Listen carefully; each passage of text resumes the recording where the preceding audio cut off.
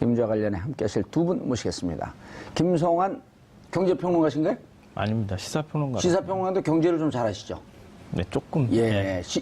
이름이 김성환 평론가님 자리하셨습니다. 예, 반갑습니다. 예, 조대진 변호사 자리하셨습니다. 네, 안녕하십니까. 예. 오늘인가요? 어젠가요? SBS 이한석 기자의 특종인데. 예. 네, 오늘 뭐 한겨레 신문에서도 아주 크게 보도를 예, 했더라고요. 이한석이 먼저 특종을 했고, 그리고 풀을 한 거거든요. 시점으로 보면 그러네요. 그렇죠. 이한석 기자가 또 그 복라인이거든요, 거기가. 부인이 검사입니다. 최근에 결혼했어요. 그거 밝히면 안 되는데. 관계없어요. 거기서 흘러나온 얘기는 좀 아니, 그건 무리할 아니에요. 거 아니에요. 부인은 부산에 있습니다. 예. 다행입니다. 전혀 걱정 안 하셔도 돼요. 그리고 부인 이런 거 잘 몰라요. 요즘 문무일 검찰총장이 뭐 수사 내용 기밀 유출하면 아주 가만 안 두겠다. 전혀 그렇지 않습니다. 제가 잘합니다. 네. 자, 어떤 내용이죠? 지금 그동안에 이제 우리가 이건 회장의 차명 계좌를 2008년도에 조중 특검이 찾아냈다. 조준웅 특검. 예. 네. 그러니까 그 이전에 이제 한 해 전이었었죠.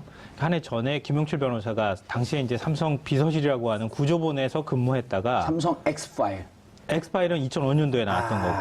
그러니까 2007년도에 삼성의 비자금이 한 10조 정도 있다. 이걸 폭로를 했거든요. 네. 근데 그러고 난 다음에 이제 그게 계기가 돼서 2008년도에 특검이 구성이 되죠. 그래서 특검이 수사를 하고 난 다음에 보니 이건희 회장이 선대 회장으로부터 물려받은 재산을 차명으로 관리하고 있었다. 그 계좌의 숫자가 1199개였다. 그리고 거기에 들어있는 금액이 4조 5천억 원에 달한다. 이런 수사 결과를 발표를 하죠. 2007년도에. 2008년도에. 예. 그리고 난 다음에 이건희 회장이 그 당시에 이제 조세포탈 혐의 이런 것들의 법률을 적용받아서 징역 3년에 집행유예 5년을 이제 선고받게 되는데요. 근데 뭐 곧바로 선고받자마자 이명박 전 대통령이 그냥 한 명을 위해서 특사를 단행을 했잖아요. 단일 특사. 네, 한 명, 딱 한 명. 우리나라 역사상 아마 최초이자 전무후무한 일인데 그러고 난 다음에 면접을 그때 받았죠. 이유도 평창 올림픽 유치 때문에 IOC 위원으로서 역할이 필요하다. 맞습니다. 명분은 뭐 그런 명분이었는데 그렇게 하고 난 다음에 이제 없었던 일처럼 다 돼서 뭐 그냥 그렇게 해서 전부 사유 환원도 하고 다 했을 줄 알았거든요. 당시 삼성이 이제 그렇게 발표도 했었고 전부 실명 전환해서 했을 줄 알았는데 이번에 추가로 나온 게 그것 외에 차명 계좌가 더 있더라. 몇 개인지는 아직 국세청에서 밝히지는 않고 있지만 그리고 그것 말고도 또 플러스 알파가 있더라. 그 플러스 알파가 9개, 여개의 계좌가 존재하더라. 우리가 이제 쉽게 말하면은 조셉 회피처라고 말하는 곳 있죠. 그런 쪽에다가 계좌를 두고 있는 것도 나중에 자진 신고를 했더라. 그 계좌가 100개가 넘는다. 이런 사실이 이번에 또 드러났습니다. 그러면 또 그걸 또 어떻게 우리가 바라봐야 될 거냐. 이거 가지고 논란이 아주 뜨거워지는 거죠. 우리 서민들은 이 체감이 잘 안 와요. 그죠. 뭐 계좌 뭐 한두 개 있는 것도 돈이 없어서 난리인데 그 차명 계좌에 뭐 돈이 많이 들어있다는 걸 전제로 하니까 박탈감이 좀 많이 느껴질 것 같습니다. 어쨌든 이번에 관련된 그 차명 계좌에는 그냥 깡통 계좌가 아니라요. 금액이 꽤 들어있는 걸로 지금 짐작이 되고 있는데요. 그렇기 때문에 국세청도 이 차명 계좌에 대해서 과세를 하겠다라고 지금 얘기를 하고 있습니다. 그냥 과세하면 끝나는 건가요? 불법적 요소에 대해서는 처벌 안 받나요? 이제 관련돼서는 이제 검찰이 그 금원이 어떻게 형성이 됐는지를 이제 확인을 할 겁니다. 왜냐하면 이제 이 금원이 어떻게 해서 마련됐는지를 이제 소명을 해야 되는데 그 금액 자체를 소명을 못하면 이제 수사로 전환될 가능성도 있고요. 근데 저희들이 좀 눈여겨봐야 될 부분이 과연 조중훈 특검이 이런 사실에 관련돼서 그 당시에도 몰랐느냐에 관련돼서는 참 의문이 되게 많이 남거든요. 왜냐하면 조준웅 특검은 이 특검이 끝나자마자 아주 이상하게도 아들이 또 삼성에 입사를 하잖아요. 그렇죠. 그러니까 뭐 삼성이 들어간 걸 갖고는 뭐라 그럴 수는 없겠지만 왜 공교롭게도 그런 일이 벌어졌느냐. 그리고 이제 조준웅 특검 같은 경우에는 이제 여러 가지 자료를 많이 받았을 겁니다. 그리고 관련된 그 범죄 단초를 제공을 받아서 수사를 한 거였는데 그럼에도 불구하고 이 사실을 몰랐다. 그러기에는 좀 납득이 어려운 부분이 있지 않나 이렇게 싶습니다. 야, 이게 그때 당시에도 좀 놀라운 일 아니었었나요? 2008년도에도? 그럼요. 당연히 놀라웠죠. 4조 5천억 원에 달하는 차명 계좌를 관리했다는 사실 자체가 이게 미국 같은 선진국 같은 경우는 이게 무척 심각한 반자본주의적 범죄로 아주 중하게 처벌하지 않나요? 그러니까 우리 이제 분식회계 때문에 회사가 아예 망하는 경우도 있잖아요. 그러니까 이걸 어떻게 빼돌렸는지 그 과정도 수사해야 되는 거 아닌가요? 그렇죠. 근데 당시에는 이제 그 조중훈 특검에서는 부친 그러니까 창업주죠. 이병철 회장이 선대 때 그냥 남겨둔 재산이다. 상속해준 재산을 차명으로 그냥 관리했을 뿐이다. 이렇게 좀 판단을 했던 그게 건데요. 납득이 되나요? 근데 왜냐하면은 당시 차명 계좌가 이병철 회장이 사망한 게 1987년 11월 19일이에요. 예. 그러니까 그리고 난 다음에 계좌가 개설된 것도 있더라는 거예요. 그러니까 2000년 이후에 개설된 계좌도 670개 정도가 되거든요. 아하. 그러면은 상속 재산인데 왜 계좌는 2000년 이후에 개설이 됐느냐? 이것도 되게 의혹이 될 수밖에 없는 상황인 거죠. 김영철 변호사인가요? 네. 네. 그분이 아까 잠깐 그 CG 나오는 거 봤더니 무슨 얘기냐? 선대 이병철 회장의 평생 총 매출액이 1조 원도 안 됐다. 저는 이 1조 원이라는 숫자가 어떻게 나왔는지 좀 궁금했어요. 그래서 제가 나름 이제 찾아봤거든요. 찾아보니까 그러니까 이병철 회장이 이제 돌아가시고 난 다음에 예. 이건희 회장이 그 자리를 물려받게 되잖아요. 예. 그리고 돌아가시고 난 다음에 상속을 받아야 상속을 받는다고 우리가 얘기를 하는 예. 거죠. 그 이전에 받은 것은 사실상 증여를 받은 증여죠. 것이니까 예. 그거와는 좀 다른 개념이니까 사망하고 난 다음에 만약에 돈을 물려받았다고 하면은 그러면 선대 회장이 조성했던 비자금이었다. 아니면은 조성했던 돈이었다라고 볼 수가 있겠죠. 예. 선대 회장의 자산이니까. 예. 근데 당시에 이건희 회장이 삼성이 반도체 사업에 진출하기 시작한 게 3년도였고요. 예. 신경영 선언을 한 게 93년도였어요. 그 사이에 87년도에 이병철 회장이 사망을 했거든요. 돌아가셨고요. 예. 근데 신경영 선언을 했을 때 그때 삼성 전체 매출액이 29조 원이었어요. 삼성 그룹 전체 예. 매출액이. 93년도에. 예. 예. 그때 세전이익이 연 8천억 원 수준이었어요. 세전이익이. 세전이익이. 세후이익은 그보다 훨씬 적었겠죠. 그렇게 되면 뭐 한 5천억? 플러스 마이너스 그러면은 됐겠죠? 4조 5천억이라고 하는 돈은 그럼 어떻게 만들었냐는 거예요. 4조 5천억 만들면 그룹 전체가 다 이익 본 게 1년에 그걸 100%다 빼돌려갖고 11년 정도가 돼야지 그 돈이 만들어질까 말까 하는 그렇죠. 돈인데. 세후로 따지면은 예. 다 세금 다 예. 떼고 나면은 뭐 한 몇십 프로 빠진다고 치면은 한 1년에 5천억, 한 4천억 6천억? 정도? 5천억? 예. 뭐 예. 이 정도 되는 돈인데 그걸 가지고 만약에 5천억이라고 가정하죠. 그러면 10년 동안 모아야 한 5조 원 가까이 나오는 거잖아요. 그럼 한 푼도 이익금을 안 써야지 조성할 수 있는 돈이 4조 5천억인데 불가능하잖아요. 어떻게 선대 회장이 그 돈을 그것도 순수하게 자기 개인 돈이어야 한다는 거죠. 근데 법인 돈 아니에요. 그 법인 돈이면 안 되는 거죠, 그죠? 그죠. 개인 돈이어야 한다는 거예요. 예. 그러면 이병철 회장이 그 돈을 도대체 어디서 만드냐는 거예요.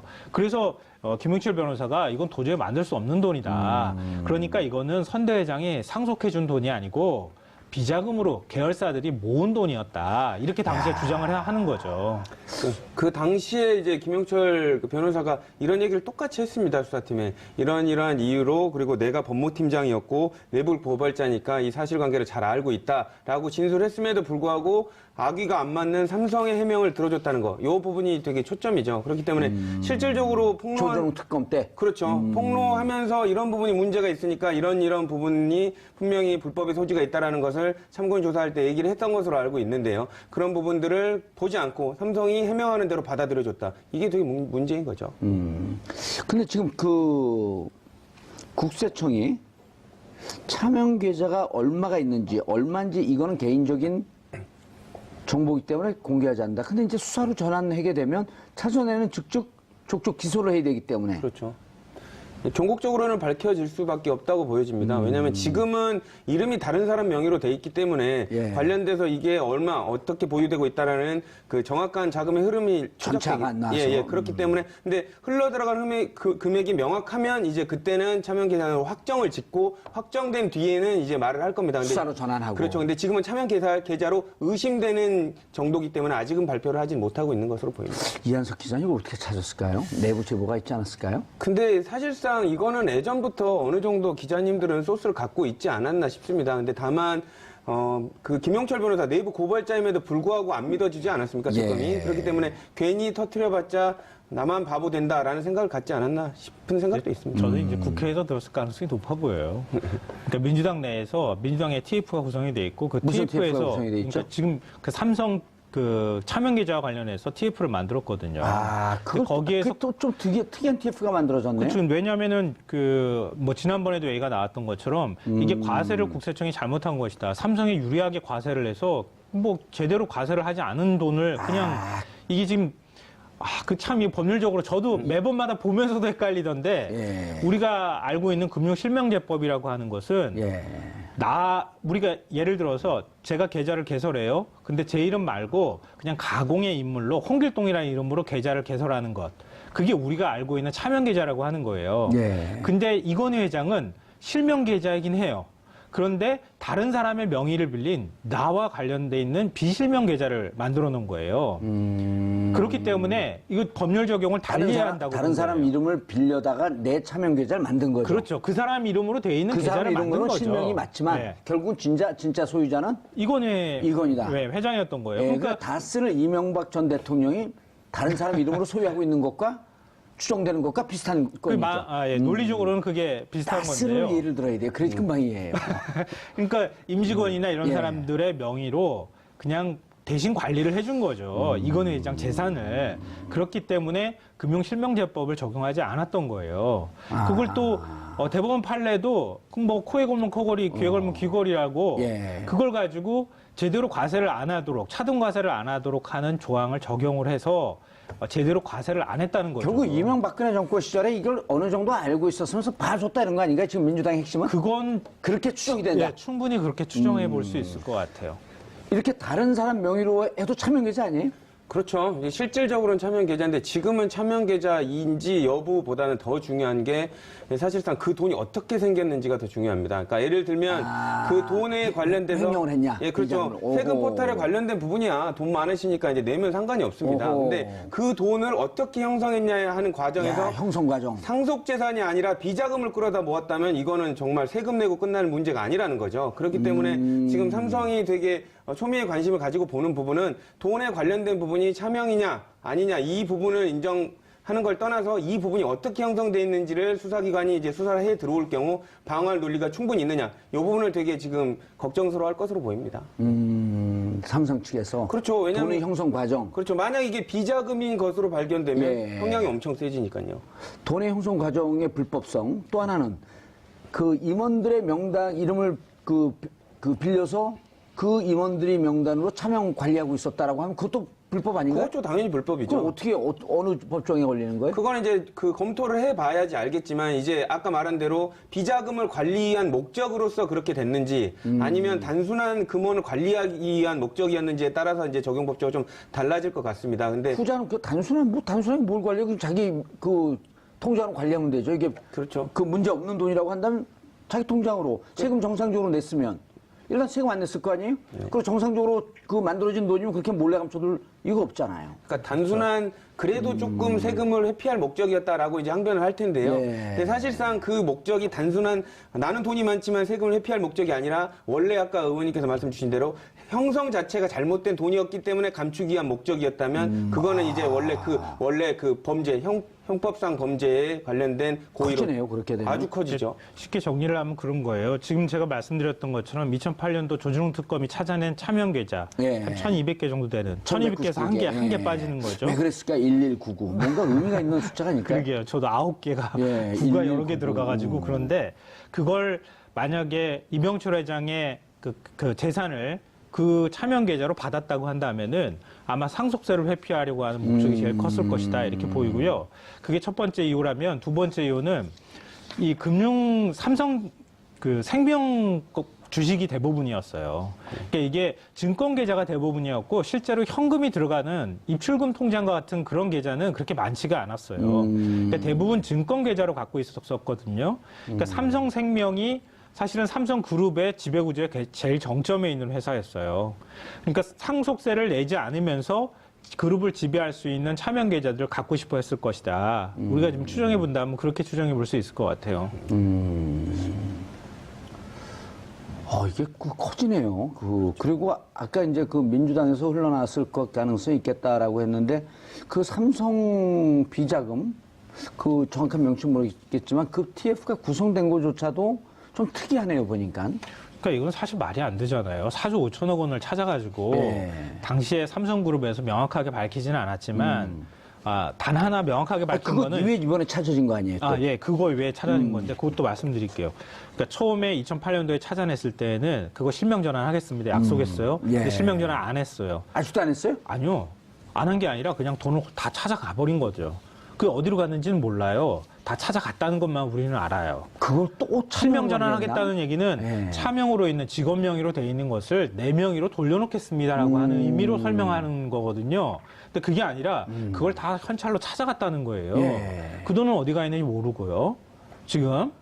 그리고 지금 우리가 과세를 얘기하는 것은 그 차명 계좌를 운영했을 때 배당 소득하고 이자 소득에 관한 부분만 90% 정도까지 과세를 할 수 있는데 그걸 왜 과세를 제대로 하지 않았느냐가 지금 그동안에 논란이 됐던 거예요. 이명박 정권 시절이니까요. 이명박 정권 시절은 그 재벌이나 기업들 이런 사람들 그렇게 처벌하거나 과세하고 그러게 되면 국가 경제가 죽는다 그러잖아요. 네. 뭐 하여튼 네. 그래 그거를 엄청나게 사실 과징금도 부과하고 그리고 그 모든 그 이익에 그 계좌에서 발생한 이익들을 다 국고로 환수할 수 있었는데 안 하고 그리고 제가 알기로는 30% 정도밖에 과세를 안 했다는 거예요. 이자 배당 소득에도 90% 정도까지 다 과세해서 다 뺏을 수 있었는데 네. 그게 지금까지 논란이었는데 지금 또 추가로 차명 계좌가 나왔다고 하는 것은 두 가지 관점으로 봐야 되는 예. 게 첫 번째로는 당시에 2008년도에 뒤졌을 때 덜 뒤진 건지 그때 같은 계좌들이 더 훨씬 많았는데 덜 알면서 뒤졌거나 적당히 덮었든지. 적당히 덮었던가. 그러면은 지금 우리가 얘기하는 4조 5천억하고 똑같은 반열이에서 이 문제를 다루면 되는 건데 문제는 이제 4조 5천억이라는 거 하는 게 비자금으로 드러나거나 아니면 그거하고 아예 전혀 별도의 돈으로 그동안에 차명을 또 한 번 만들었다고 한다면 이거는 상속세라고 하는 논리가 상속이라고 하는 논리가 통하지 않잖아요. 이거는 더 이상 삼성에서 될 논리가 없어요. 예. 이건 비자금이라는 얘기밖에 안 되는 거기 예, 때문에. 그리고 비자금 아까 이제 조대진 변호사가 말씀하셨듯이 그럼 조성 과정서부터 어떠한 불법성이 그렇죠. 있는지. 그렇죠. 뭐 이거는 일종의 횡령 배임에 해당될 수 있고 왜냐하면 계열사에서 돈을 끌어모았을 예. 거 아니겠습니까? 돈을 김성환 빼돌려야 평론가님, 되니까. 여기에서 아주 긴급하게 드는 생각. 국세청도 알고 있었던 건 아닐까요? 그랬을 가능성도 사실 우리가 배제하기 어렵죠. 맨날 밥만 먹으면 그거 들여다보는 사람들이 국세청 아니에요. 그러니까 정권적 차원에서 정권의 차원에서 4억 5천에 대한 제대로 된 과세를 하지 않았으면 무언가 정권과 이 재벌과 짬짬이하면서 뭔가 거래가 있었을 것이다. 상식적 추론이에요. 아니 그럴 예. 수밖에 없는 거예요. 거래가 왜냐하면 있었을 가능성이 있고 그럼 이 거래를 덮거나 무마하려고 하면은 이 실무를 담당하고 있는 국세청을 끼고 이 일을 해야 되는 거거든요. 그렇죠. 그러니까 뭐 합리적 추론 말씀하셨지만 예를 들어서 대기업들이 차떼기 사건 기억하시잖아요. 예. 차떼기 사건 해가지고 차에 통째로 돈 넣어가지고 당시 이제 한나라당한테 줬잖아요. 그럼 그 돈은 그냥 정상적인 어디서 돈으로 가능하겠어요? 근데 또 이상한 생각이 또 들어요. 불가능하잖아요. 이상한 생각이 또 들었어요. 얼마 전에 주신우 기자가 시사인에다가 쓴 기사 중에 하나가 해외에 MB의 비자금이 있는데 그 비자금 계좌 중에 하나가 홍석현 회장 이름으로 돼 있더라? 그 기사 못 보셨어요? 아니, 봤어요. 보셨잖아요. 들었어요. 근데 여기 뭔가 연관이 되는. 그건 너무 많이 나가신 것 같아요. 아니, 너무 많이 나갔고 제가 감옥까지 갔다 오긴 했는데 너무 많이 나간 게 정답이 좀 많더라고요. 중앙일보가 일단 계열 분리 작업을 한 게 DJ 정부 말기 시기예요. 삼성과는 관계가 없다. 네, 삼성하고 완전히 계열 분리를 일단 했었고 제가 알기로는 삼성 정관에 있는 주식까지 마지막으로 정리한 게 아마 이명박 정부 시절이나 박근혜 정부 시절이었던 걸로 개인적으로 기억나거든요. 삼성하고 친하진 않으시죠? 뭐 친하지는 않습니다. 예. 제가 혹시 도처에 삼성 장학생에 널려 있어갖고. 그러니까 홍석현 회장하고 예. 삼성하고 직접 연결될 수 있는 고리들이 거의 다 끊어져 있는 상황이었어요. 예. 그래서 그것하고 이게 비자금하고 연결짓기에는 알겠습니다. 조금 무리가 있어 보입니다. 국세청이 만약에 여기에 발을 놓고 관여가 돼 있었다고 한다. 지금 이제 김성환 평론가님 말씀 들으면 네. 일단 이 말씀에 근거하면 그때 제대로 과세를 하지 않았어? 그럼 정치권에서 봐줬다라고 하는 얘기밖에 안 나오는 거거든요. 그렇죠. 그러니까 국세청이 이 사실을 몰랐을 리는 없다고 보여집니다. 왜냐하면 예. 자료들을 손에 들고 있는데 결론은 이미 나 있을 거거든요. 그리고 수에 관련된 부분을 처리하는 부분이라 이게 정무적 판단 때문에 템포를 조절한 것이지 몰랐다고 하는 건 말이 안 될 것 같고요. 다만 이렇게 템포를 조절하는 데 있어서 그 정부의 고위층에 이런 압력이 있었는지 정권 차원의 비호가 있었는지 이런 부분들은 확인을 해야 될 것 같고 아까 말씀드린 대로 조중훈 특검도 아마 수사하는 과정에서 국세청도 뭐 관련된 있다는 걸 알았을 텐데 조중훈 특검도 이런 부분들을 그냥 간과했는지 그때도 적당히 조준홍 특검이 마사지 했다라고 하는 비난을 많이 받았잖아요. 그렇죠. 뭐 그때 뭐 사설이라든지 이런 데서도 뭐 결과는 조금만 더 들어가면 될 수 있는데 너무 이렇게 수박 겉핥기 식으로 끝나는 거 아닌가 예상했던 결과였다 이런 얘기가 많았었습니다. 근데 지금 이제 와서 보니까 이제 그런 게 어느 정도 추론이 되는 거죠. 예. 왜 그랬는지. 예, 그렇죠. 그러면 이 삼성 비자금을 수사로 들어가는 게 사실은 전 정권과도 이렇게 관계되는 무슨 관련성이 나오지 않을까요? 그러니까 찾다 그거는 보면? 이제 조사를 해봐야지 알겠지만 이런 부분은 추론해 볼 수가 있겠죠. 이렇게 문제가 있는 부분이 왜 그동안은 아무런 이야기도 없이 감춰져 있었을까? 그거는 문제가 안 되기 때문이 아니라 누군가 덮어줬기 때문일 덮어줬기 가능성이 때문에. 높다는 그 추론을 할 수가 있죠. 근데 여기서 포인트가 하나가 있는데요. 지금 이건희 회장이 차명으로 관리했던 계좌가 확인이 더 추가로 됐다는 거 아니에요? 차실명이죠. 일종의 차실명. 네. 차명도 차실명. 어준 거냐. 예. 근데 그럼 총 관리한 사람이 이건희 회장인 거예요? 이건희 회장은 지금 어떤 상태인가요? 코마 상태죠. 네. 그러면은 돈을 쓴 사람도 이건희 회장일 텐데 비자금을 조성한 사람도 이건희 회장일 거고. 예. 그럼 다른 사람은 이건희 회장이 다 알아서 하셨기 때문에 우리는 잘 모릅니다. 이러면 어떡할 거예요? 그럼 1199명 그 돈 다 가져가면 되지 않을까요? 안 돌려주고. 자기 돈이라고 주장해도 되는 돈이에요. 그럼요. 아니, 왜냐하면은 MB가 그거는 아시죠? MB가 도곡동 땅을 그랬다는 거 아니에요? 그런 소문이 돌았었죠. 예. 지금 금융실명제법 보면은 차명계좌로 돼 있는 거는 이거 내 돈입니다. 그렇게 예. 하고 할 얘기가 없는 입마이 거죠? 포켓해서 상관없는 거잖아요. 그죠? 네. 그러니까 그걸 이제 안전장치를 어떻게 만들어놨는지 모르겠지만 그건 내 돈입니다라고 해도 주장하는 돈이기 때문에 해도 되는 돈이기 때문에 이거를 우리가 이제 이른바 비실명 계좌로 간주하고 우리 차명 계좌가 아니라 내가 가공의 어떤 계좌를 만든 그걸로 하고는 좀 법적으로 다른 적용을 받는 게 이제 그래서 그러는 거거든요. 예. 근데 이어서 계속하시죠. 말씀드리면 예. 이건 회장 다 했다. 우린 모른다. 모른다고 하면 어떡할 거예요? 비자금 어디다 썼는지 조성해달라고 해서 회장님이 조성해달라고 해서 우린 조성해줬을 뿐이고요. 회장님이 어떻게 나왔는 다 돈인지. 알아서 하셨고요. 그래서 계좌에 돈은 있기는 하지만 잘 모릅니다. 삼성에 아이디어를 주신 건 아니죠, 지금? 아니에요. 그런 건 아니고 법리적으로 그렇게 얘기를 해버리면은 사실 이거는 꼬리 잡기가 굉장히 어려운 돈이 될 수 있어요. 근데 여기까지 나올 거는 민주당이 아까 이제 제가 이상한 게 민주당이 지금 왜 벼랑 느닷없는 TF를 만들었어요? 그거는 내부에서 무언가 정무위나 이쪽에서 자료나 제보가 있은 상태에서 만들었을 가능성이 높고 이걸 만들 때부터 일정 정도 어느 정도 제보는 메이드가 돼 있었다라고 하는 이런 느낌이 들거든요. 그 국회의원 진행위원장 있었을 때 잘 아시잖아요. 잘 알죠. 또 제가 전략기획위원장 출신 아니에요. 그 싹 만들어놓고 없는 척하고 조사하는 척하고 또 직접 꼭질 따기에 힘이 드니까 기자한테 슬쩍 주면서 기사 쓰게 하고 이게 콜라보거든요, 일종의. 좋은 의미에서. 예, 맞습니다. 그래서 민주당이 이런 전혀 뜬금포의 일종의 이런 TF 있는 줄 아셨어요? 저도 이제 뭐 보도 통해 갖고 네. 처음 들었습니다.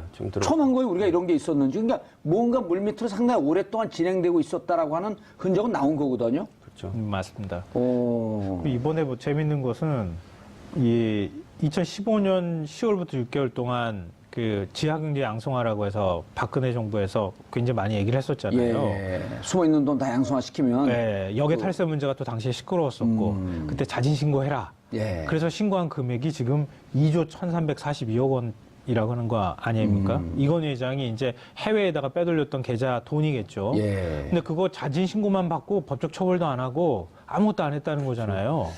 그러니까 그게 되게 의심스러운 게 물론 아니 그때 그것도 그 역의 탈루 이 문제를 뉴스타파에서 제시해서 그때 사회적 문제가 있었던 거 아닌가요? 그러니까 전 세계 언론사들이 예. 같이 탐사 보도를 탐사보도 해가지고 위원회에서 그러니까 팀에서 그래서 당시에 사실은 국세청이 어려움이 좀 있다고는 들었어요. 저도 뭐냐면은 이렇게 여기에 조세 피난처나 이런데 회피처에다가 돈을 빼돌리면은 이거를 비실명으로 할 가능성이 굉장히 높고 또 예를 들면은 외국에 있는 국적자 이름으로 돌려놓기도 하고 드러나지도 잘 않고 못 찾죠. 이게 찾기 힘들기 때문에 과세하기가 대단히 어렵거든요. 그래서 국세청이 일종의 압박을 하는 작전을 가면서 알아서 자진 신고해라 이렇게 받았을 가능성은 제가 볼 때 있어 보여요. 이게 좀 수상한 게요. 그렇죠. 그 여객 펀드 이런 등등의 방법이니까 또 그 BBK, LK 때 여객 펀드를 이용해갖고 다 자금을 돌렸거든요. 예, 맞습니다. 예, 뭔가 BBK 계좌로 통해 가지고 MB의 냄새가 자꾸 나요. 이상하네. 그러니까 우리 그 전 세계에서 이렇게 역의 그 탈세를 통해 가지고 조세회피처에 돌아다니는 돈이 34경인가? 이게 조도 아니고 34경 그 중에 우리나라가 달러인가? 그 랭킹 5위 안에 들어간다는 거 아니에요? 우리나라도 상당히 많습니다. 그러니까 부자들 사이에서나 아니면은 우리 보면은 역외 탈세한 사례들 뭐 취재해가지고 보도할 때마다 제일 단골로 나오는 게 효성.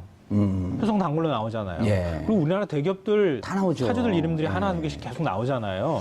근데 아마 그들 사이에서는 이런 방식들이 아주 일반화돼 있다고도 볼 수 있죠. 알겠습니다. 조 변호사님, 네. 그러면 이제 이게 앞으로 어떻게 지금 뭔가 한 8분 흥선, 9분 흥선까지 넘어간 듯한 느낌이에요. 민주당도 상당한 자료가 있는 것 같고. 그렇죠. 지금 이제 이 정도 진행이 되고 있다는 부분을 지금 공개했다는 것 자체는 어느 정도 이제 익었다는 뜻이죠. 그렇죠. 이제 소위 말하는 이제 딸 때가 됐다라는 생각 때문에 지금 나온 것 같긴 조금 한데요. 더 익어야 될 것 같긴 하지만. 그렇죠. 그리고 국세청, 적폐청산 뭐 이런 것과도 좀 연동이 되는 듯한 느낌이 들고. 그렇죠.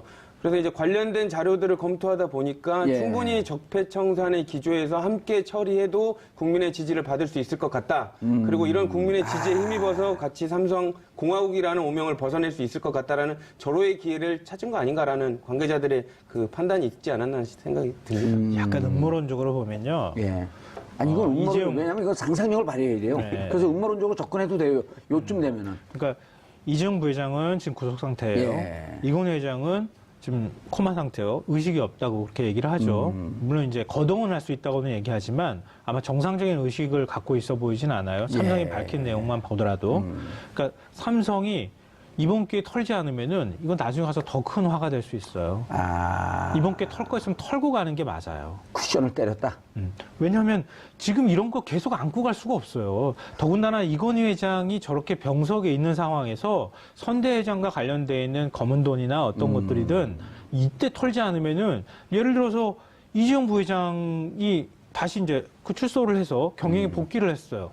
복귀를 했는데 이건희 회장이 만약에 덜커덕 사망을 했어. 그럼 이거 그때 이거 계좌 찾으면 어떻게 되겠어요? 그럼 그것도 삼성 입장에서 이거 어떻게 처리해야 되는지 굉장히 골치 아픈 문제가 되는 맞아요. 거예요. 그 다스도 아니 왜냐면 이게 다스. 이게 그 매뉴얼인데 다스의 이시용 지분이 하나도 없잖아요. 네. 그러니까 다스가 그 협력업체 SM이라고 하는 회사 SM, 샀죠. 예, SM이 또 더원인가 뭘 또 네, 또 샀죠. 1억짜리가 400억짜리 먹는단 말이에요. 회사를 M&A 네, 하면서. 네, 네. 그래서 그 계열사들 키워놓고 종국적으로는 삼성물산과 제일모직 M&A 하듯이 이 계열사가 다스를 M&A 해버리게 되면 이시용 지분이 확 늘어나는 거거든요. 네, 그렇죠. 그 작업이 진행되는 게 언론에 지금 걸렸잖아요. 그렇죠. 그러니까 전형적인 우리나라 대기업에서 해왔던 일종의 일감 몰아주기. 예. 그리고 키우고, 우회에서 키우고 M&A 해버리고. 이건 전형적인 우리나라 대기업들이 이거 상속하는 방법 중에 하나였어요. 그렇다면 또 다른 음모론인데. 그래서 의심이 생기는 거죠. 또 다른 음모론인데 삼성이 이거 지금 털고 가야 돼. 근데 이제 그게 왜 그게 왜 빨리 진행이 됐냐면, 김재정 씨가 사망하고 나니까 지분이 그 이상은 부인, 씨. 그 부인한테. 권모 씨에게 이제 가니까, 예. 이거 이러다가 이상은 씨까지 그 사망하게 되면 이 지분 구조 어떻게 하지? 더럽 겁을 먹고 2011년인가 2010년서부터 이 작업을 하게 준비했다는 거거든요. 삼성 같은 경우도 이번에 못 털면은, 이거 진짜 아까 지적했듯이 문제되는 거 아닌가? 그래서 오히려 그럼 민주당을 쿠션으로 이용한 거예요?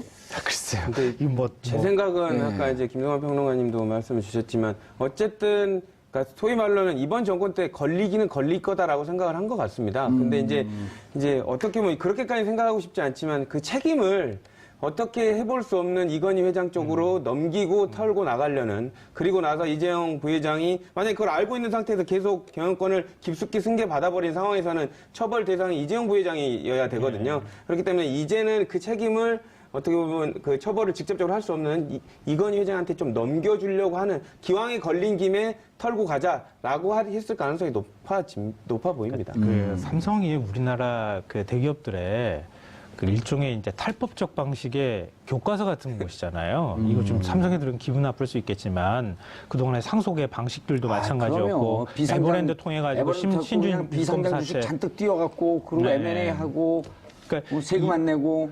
그러니까 지금 이것도 역외탈세 자진 신고한 거잖아요. 국세청에는 이미 자료가 다 있는 거예요. 공개 안 한 거지만 이미 또 자진 신고를 했는데 그 느낌도 계좌가 어디 이상해요. 있는지 지금 규모와 액수는 과세 자료이기 때문에 공개할 수 없다는 그거 거죠. 알고 개인 있다는 과세 거 자료이기 아니에요, 때문에. 그러면? 국세청은 알고 있는 거죠. 왜 모르겠어요. 그러니까 이만큼 드러났다고 국세청이 얘기할 정도면은 다 파악을 한 거예요. 차명 계좌를 갖고 있는 것을. 근데 이거를 아마 삼성에서 뭔가 어떤 방식으로든 털지 않았다는 얘기는 제가 그냥 지금 추정컨대 2008년도에 덜 뒤진 계좌였을 가능성이 일단 현재로서는 제일 높아 보여요. 그래야 삼성 입장에서도 덜 이걸 뒤졌든지 뒤졌는데 덮었던지. 네.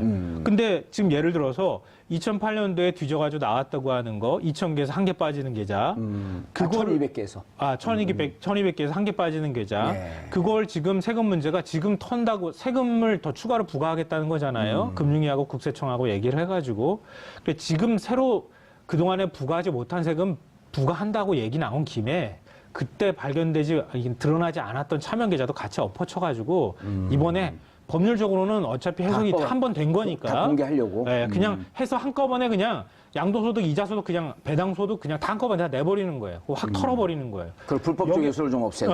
그거 다 하고 여기소득 같은 경우에도 이번에 여기 계좌 갖고 있는 것도 차지신고한 거니까 국세청에 다 자료 있었고 이번 기회에 그냥 법률적으로 이건 회장한테 모든 책임이 가는 거니까 한꺼번에 다 같이 털면 되는 거예요.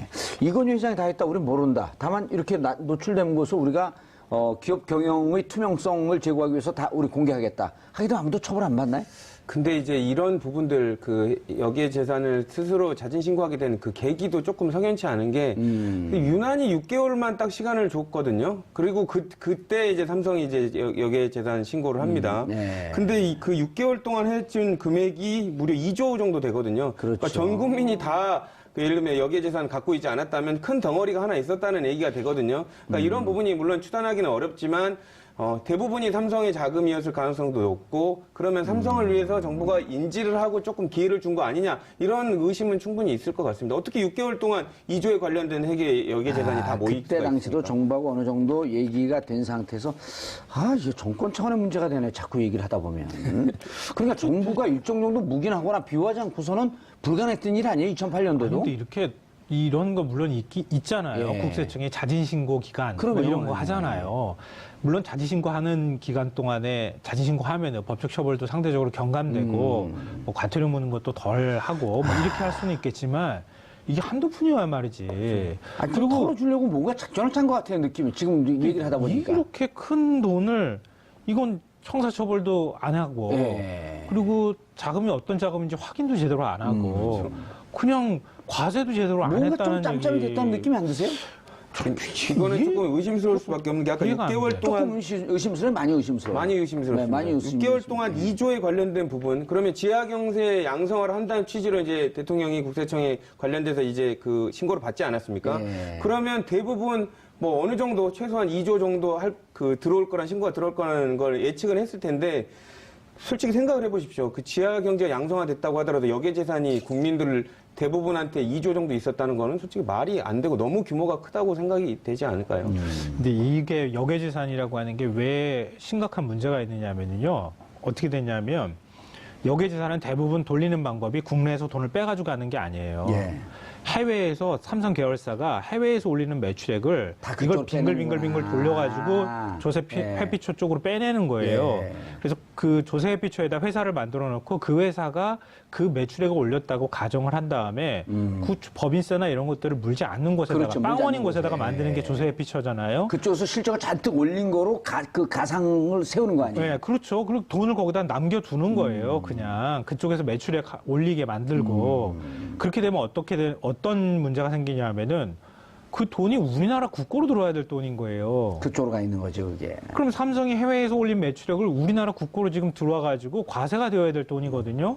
법인세를 물든가 뭘 해야 될 돈인데 중소기업이나 국민들은 쭈그라고 돈 벌어가지고 세금 내는데 대기업들은 해외에서 빙빙빙 돌려가지고 거기다가 돈 모아놓는 거예요. 이거는 엄청난 이 조세 차별에 해당이 되는 거고요. 이거 불균형, 그러니까 형평성의 문제에서도 상당히 심각한 문제가 되는 돈이거든요. 근데 그 돈이 예를 들어서 2조 원이 넘게 있었다고 하는 것은 이거는 국가가 의지를 갖고 있었으면은 굉장히 엄하게 다스릴 수도 있고 그렇죠. 환수 조치를 할 수 있는 방법들을 찾았을 수도 있는데 자진 신고를 했으면 이것도 또한 사법 처리 안 하고 넘어갔으면 그냥 이건 회장 손으로 주머니 다시 들어간 거예요. 예. 이게 말이 안 되는 거잖아요. 알겠습니다. 사법 조사는 좀 들어가야 되겠죠. 수사는 들어가야 될 것으로 보입니다. 예, 예. 자, 알겠습니다. 삼성 이건희 회장의 차명 계좌죠. 차실명 계좌에 관한 말씀 마치겠습니다. 인사하시고요. 네, 예. 고맙습니다. 자, 알파가 있더라.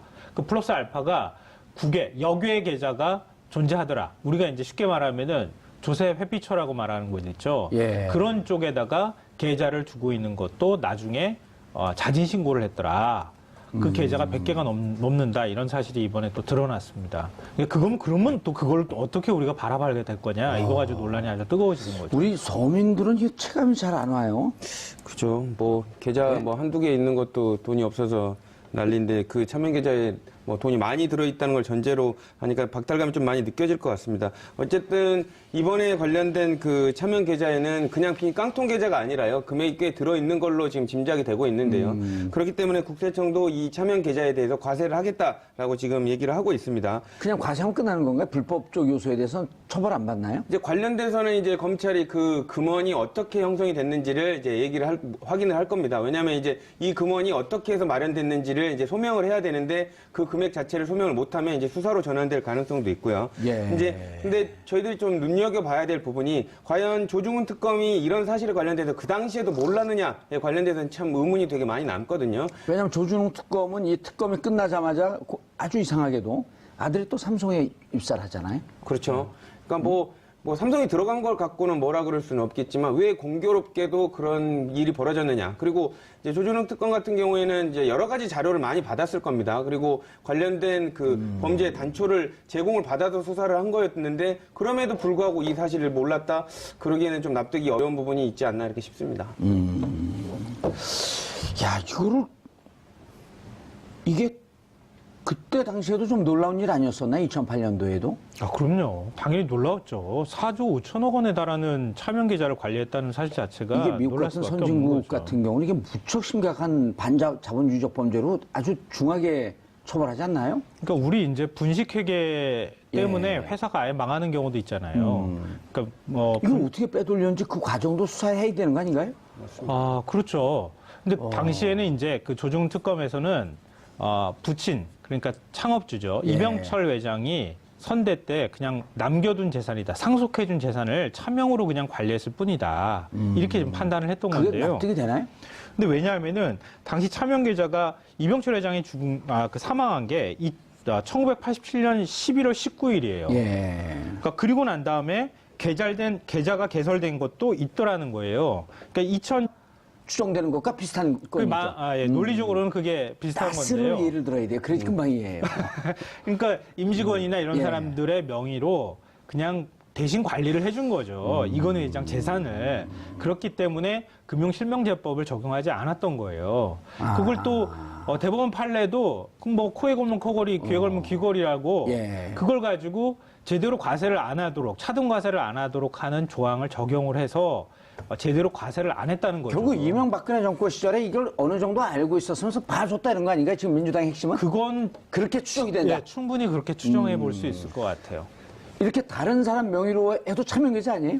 그렇죠. 실질적으로는 차명 계좌인데 지금은 차명 계좌인지 여부보다는 더 중요한 게 사실상 그 돈이 어떻게 생겼는지가 더 중요합니다. 그러니까 예를 들면 그 돈에 관련돼서 횡령을 했냐? 예, 그렇죠. 비자금을. 세금 오호. 포탈에 관련된 부분이야. 돈 많으시니까 이제 내면 상관이 없습니다. 오호. 근데 그 돈을 어떻게 형성했냐 하는 과정에서 야, 형성 과정. 상속 재산이 아니라 비자금을 끌어다 모았다면 이거는 정말 세금 내고 끝나는 문제가 아니라는 거죠. 그렇기 때문에 지금 삼성이 되게 초미의 관심을 가지고 보는 부분은 돈에 관련된 부분이 차명이냐 아니냐 이 부분을 인정하는 걸 떠나서 이 부분이 어떻게 형성돼 있는지를 수사기관이 이제 수사를 해 들어올 경우 방어할 논리가 충분히 있느냐 이 부분을 되게 지금 걱정스러워할 것으로 보입니다.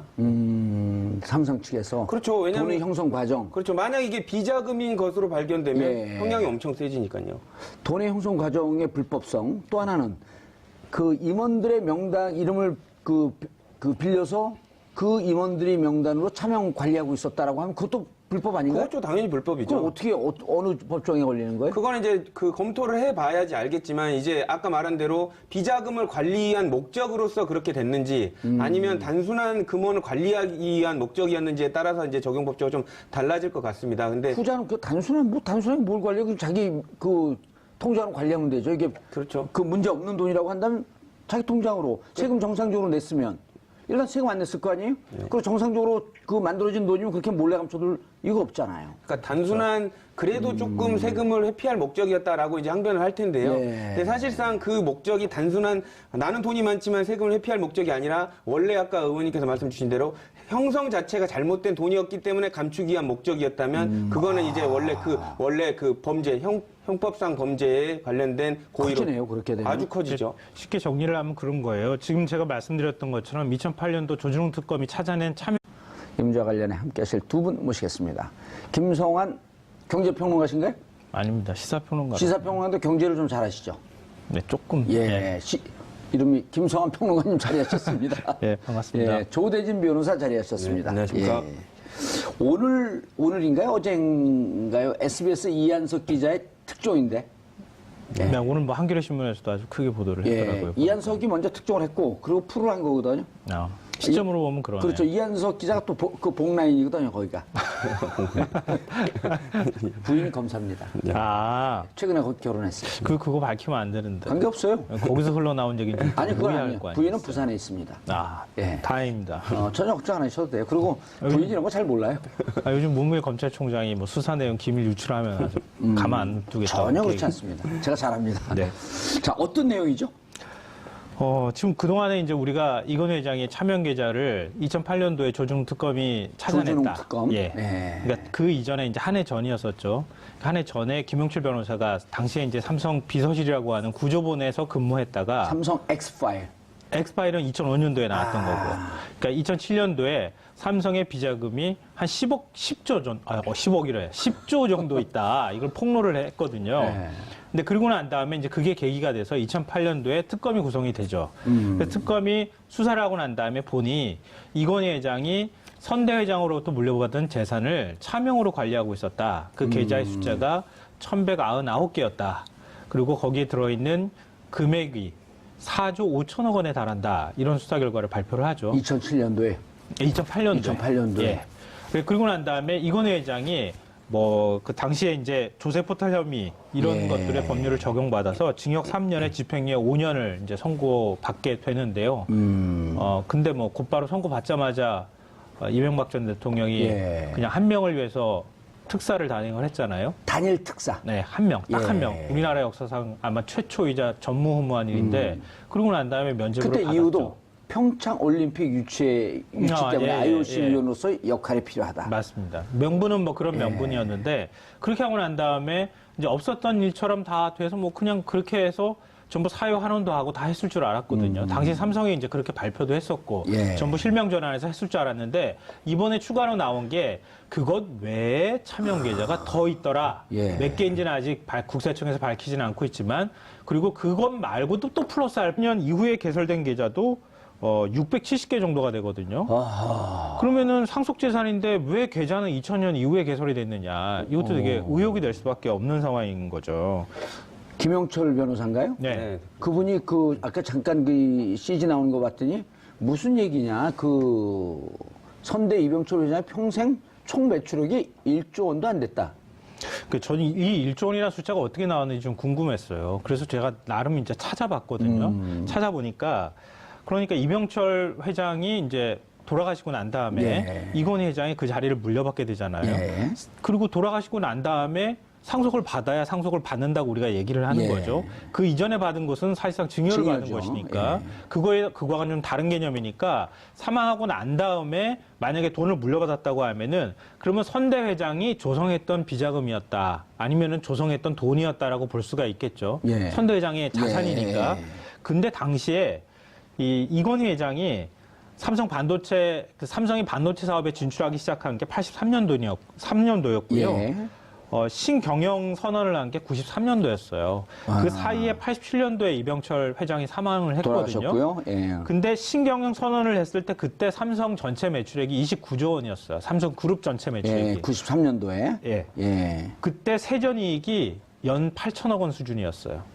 세전이익이. 세전이익이. 세후이익은 그보다 훨씬 적었겠죠. 그렇게 되면 뭐 한 5천억?